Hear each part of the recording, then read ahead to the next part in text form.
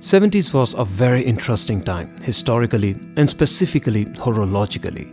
It was a time of adversity and financial crisis that made the brands produce gems like Royal Oak and Nautilus. Looking at the success of these iconic watches and the new concept of integrated watch cases, for the first time in the history, many watch manufacturers adopted the idea and produced watches with similar integrated case design. Hublot stands, although from the form and feel, looks like a rip-off of Royal Oak and Nautilus. There's something more to it that did make it a little more special and interesting. From the looks of typical watch face of classic line debuted in 80s, the screws on the bezel were a clear inspiration from Royal Oak, and then the case shape inspired with ship porthole was a design clue from Nautilus. Hublot did copy the design ideas from Genta's masterpieces, but do they also align with AP and Patek in terms of commitment and dedication to horology and watchmaking?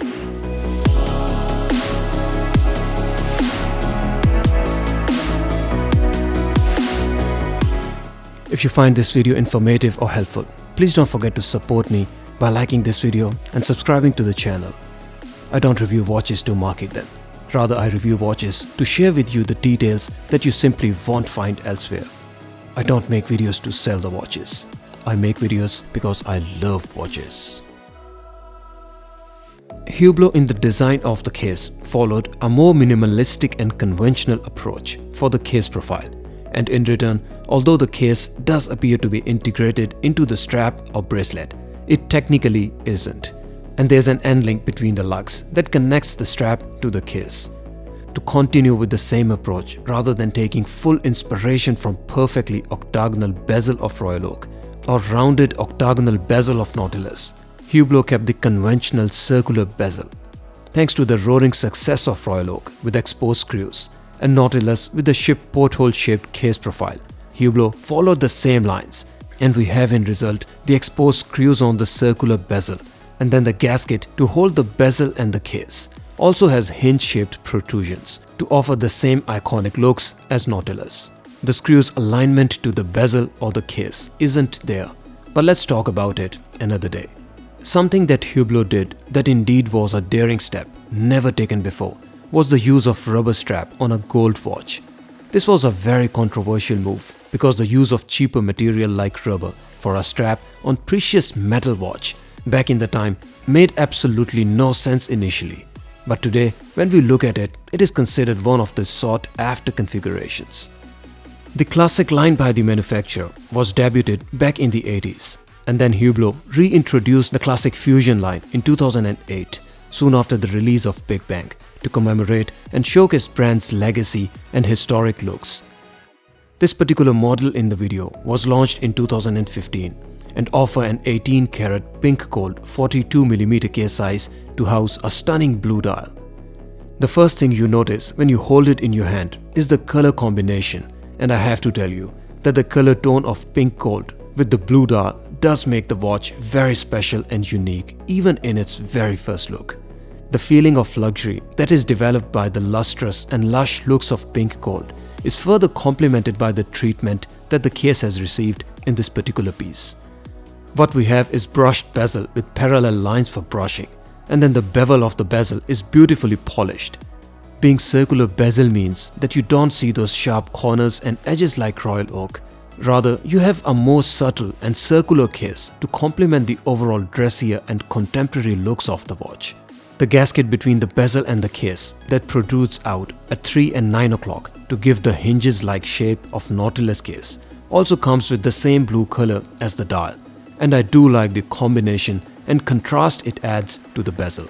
To further strengthen the characters of the watch, the lugs come all polished, and then the end links for strap maintain the same vertical brush lines as the bezel to complete that perfect symmetry and profile. The watch comes with push-in crown only, which offers 50 meters of water resistance. But since the crown is not screwed in, I would personally be very reluctant in wearing it to swim. The strap has leather in it, so it's not quite swim friendly in this standard configuration unless you replace it with full rubber strap.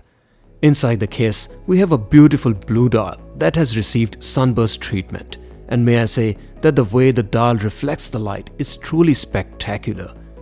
The brush lines emanating from the center of the dial and reaching out the bezel have the dial exhibiting the shades of light blue, dark blue and then black, and it's truly a very sensational experience to behold. The wrist experience is further glorified by the faceted hour markers, and I haven't really seen such profile of facets on the hour markers in any other watches before, and the way these four facets combine, forming the edges and leaving absolutely no horizontal face for hour markers.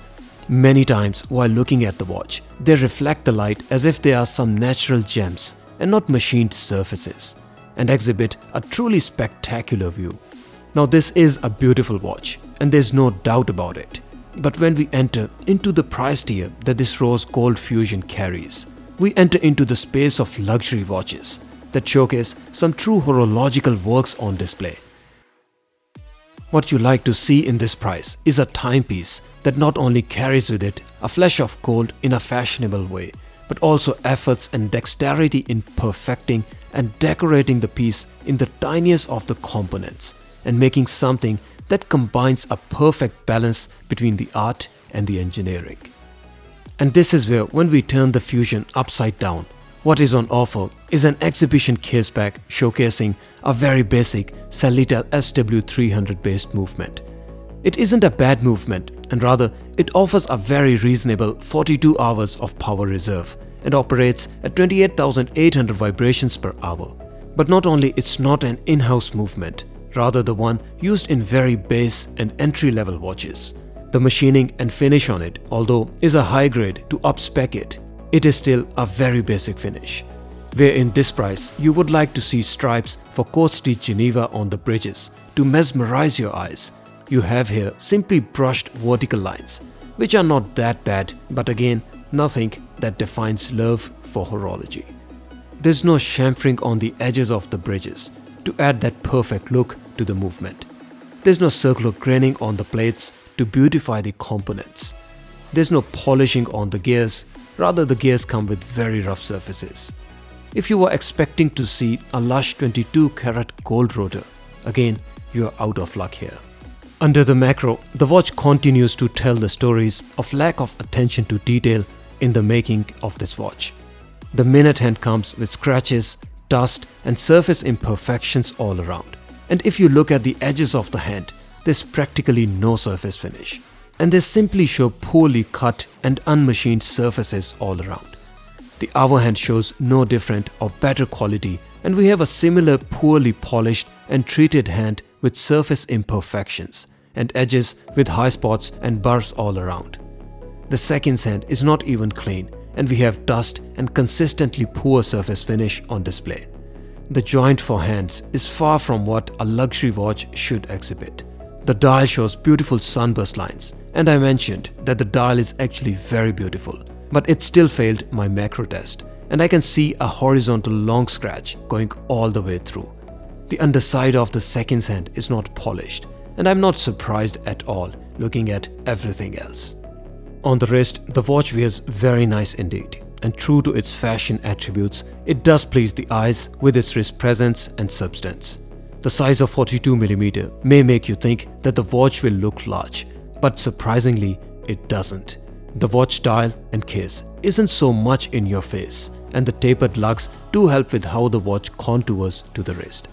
Now, although the watch does not seem or look larger on the wrist due to integrated bracelet or tapered lug design, the watch does wear quite large.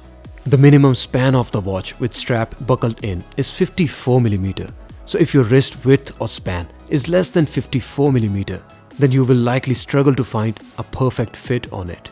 My wrist size is 6.5 inches and wrist span is 55mm, so the watch wears fine for me and contours to the wrist as it should. Neither does it look large for me nor small, so I will recommend this watch for wrist as small as mine. If your wrist size is under 6 inches, then this watch may be on a larger side for you. The strap the watch comes with is an interesting one, and it has leather on top and rubber on the bottom. Hublot have stitched the top leather part with the lower rubber portion of the strap, so you get the look and feel of leather when you wear it, but comfort and ruggedness of rubber. Very well conceived and executed indeed. The watch comes with double deployment clasp and it does feel strong and sturdy. Hublot as a whole is a brand that comes with around 40 years of history and brand legacy. It does offer the vibe and inspiration of vintage design from 70s to add a little more character to it. From the flick of wrist with this watch to the observation of dial on the wrist, it does offer you the experience. And with the rose gold case and blue dial that houses the hour markers that are cut like gems, the watch does play with the light and reflections in a way that you simply enjoy wearing it. Upon the flick of wrist, it does have the bells and whistles to mesmerize your eyes and bring you the smile. But when you dig down further to find the attributes and characters that represent a horological experience, you struggle to find much.